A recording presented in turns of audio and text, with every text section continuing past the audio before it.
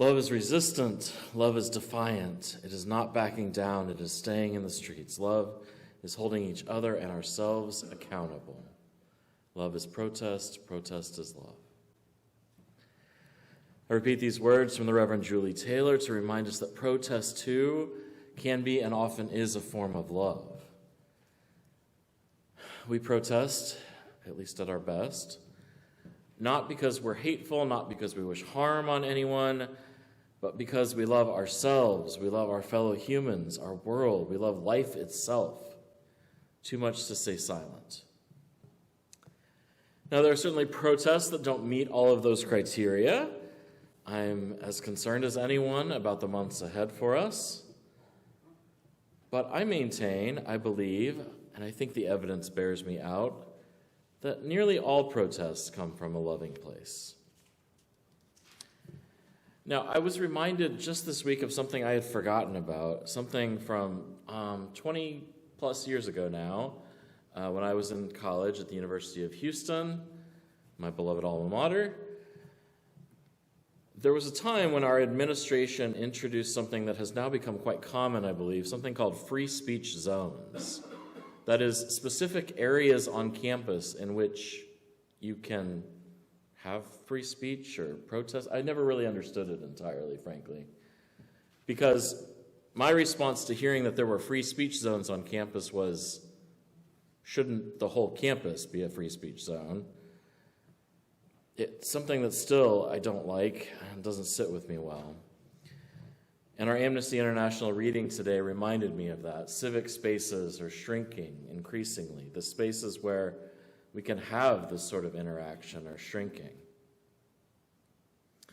It reminded me, too, of something, I don't think I'm original thought on this, but something I said some years ago, which is, nobody complains about your tactics when your message isn't getting through.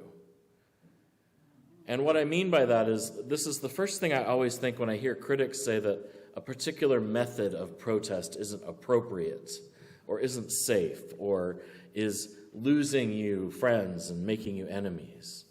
I remember thinking this vividly during the height of the Black Lives Matter protests some years ago. I'm sad that I think the pandemic really took a lot of steam out of that movement. That critics complain about your methods when they don't have anything to say about your message. In other words, you are being very successful when the only thing an opponent can find to say is that they don't like the way you're saying it. So in last week's sermon, I mentioned some historic figures, and I talked about some of the doubts they had, and how listening to those doubts had really helped me see them as real persons, as people something like me. And so today I want to give some more examples, but this time of protests that force attention onto issues that those in power would rather keep quiet. And none of these protests use violence, which is important to me. I'll do that in just a minute. Our monthly theme is listening. But that made me think, what do you do when someone refuses to listen?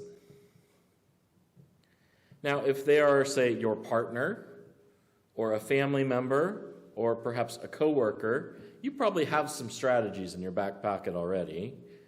You might give it a break and come back to it later when others are more ready to hear what you have to say.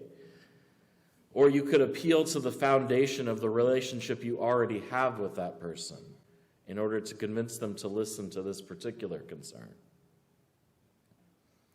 Or perhaps you can seek the help of an outside mediator, a therapist, a respected friend, a third party. In your work setting, perhaps you can go to a boss for help. And I also want to be clear, I think that generally attempting to force people to listen is not a very effective strategy in life, that is. The ideas I mentioned I don't think are really forcing people to listen, but more convincing them that they should want to listen to you, right? But today I also do want to talk about the times where we do have to make people listen. And I gave it away in the title of the sermon in the opening. I'm particularly thinking of protest. when the powers that be refuse to listen, not because they're not capable of listening, but instead because it suits their interests to pretend they can't hear. And that's when protest makes sense, when forcing someone to listen might be the way to go. Now, when I think of protest, I think of Gandhi, who might be the greatest protester of all time. Not that there are rankings for this sort of thing, but my kids love to rank everything. They're always asking me what's the best of something or what's the worst, to the point I find it really annoying, honestly. Anyway, Gandhi was clear that the point of protest is rarely, perhaps never, to change the heart of the oppressor, but rather to make injustice so obvious, so apparent, that all people are aware of it and can no longer let it continue. Martin Luther King Jr. repeatedly made it clear that he wasn't really trying to win over, say, the Klan, but rather he was trying to marginalize their ideas by showing that all people had humanity.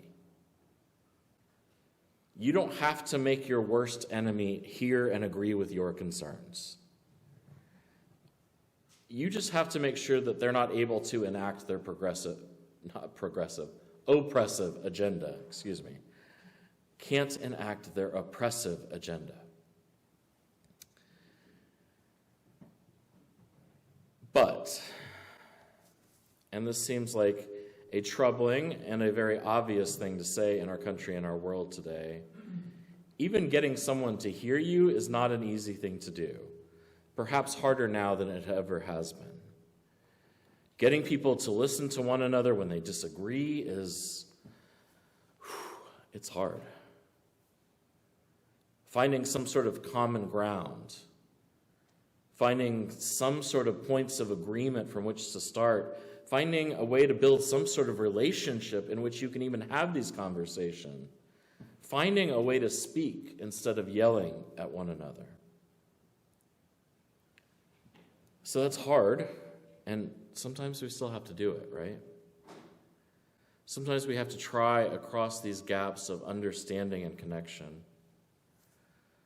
So I have some creative examples, because I don't want to just talk about this in a purely theoretical way. I have some creative examples of forcing people to listen, that is protesting. And I also want to point out that every one of these examples is from the last 10 years or so, because there are, of course, great ones from the past. Rosa Parks and the Montgomery bus boycott, or Gandhi's Salt March. But I want to talk about today, here and now. So here you go. This is from a few years ago, several years ago.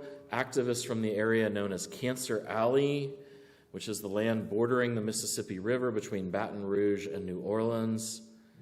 They staged a funeral march through Washington, D.C., carrying symbolic coffins to represent all of those harmed or killed by dangerous substances from the oil and chemical plants in that area, which have some of the worst health outcomes on average in our country. These chemicals have killed thousands of people in that area over decades, further contributing to problems for what is also one of the poorest areas in the United States. The symbolic coffins are a stark way to make people pay attention.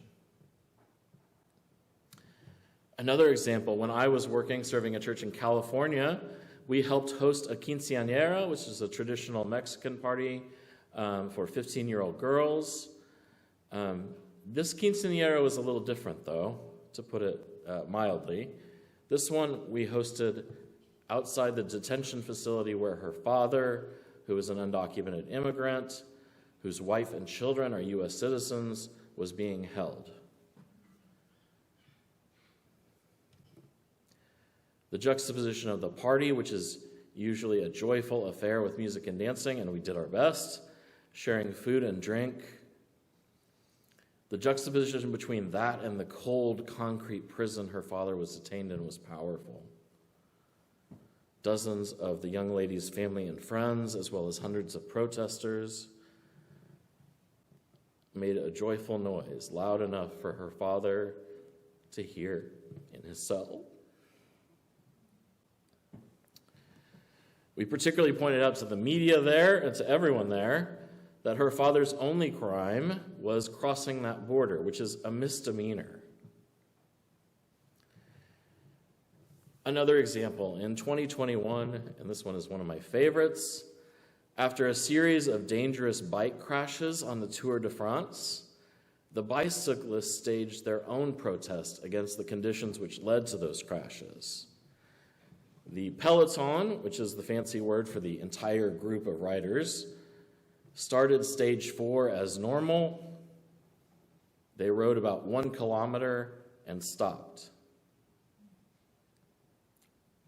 altogether. They paused for a minute, just long enough to make their point, and then continued the day's ride. They also, and I really want to point this out because they did an excellent job of this. This is crucial if you want people to listen and understand. They had explained and expressed their concerns before the protest. They offered specific solutions and then repeated both those concerns and the solutions after the protest. And in writing this sermon, I wanted to lift up a creative example from right here. Something that many of us may not even think of as a protest, but I do, our meadow. A native habitat, a natural, as best we can do, natural habitat, a habitat that is pushing back against things like the homogenization of our wildlife, that is pushing back against things like human-created climate change, that is working to prevent erosion, that prevents the poisoning of our soils with things like fertilizer and chemicals. The meadow that is providing a place to live for native plants and animals, a living, breathing statement about our values in the world. So those are a few examples of ways to protest. You don't even have to scream for any of them. What does that all add up to? Well, I want to repeat something I said briefly earlier. I don't believe personally in violence as a form of protest. Property destruction, I'm on the fence about. Maybe it's appropriate in some cases, but extreme ones to be sure. But if you're willing to hurt or kill someone in order to make your point, I think you need to consider very strongly whether you have lost your way. And I hope that the examples I gave show us that we can be creative, we can be powerful, we can resist evil in ways that get attention and make real change. We can even make people listen to things they would rather ignore. So I want to leave you today with the same message I did our children this morning. It's never wrong to stand up for what you believe in. It's never wrong to try to make things better, or at least prevent them from getting worse. But we don't use violence to make our point. We protect. We don't destroy.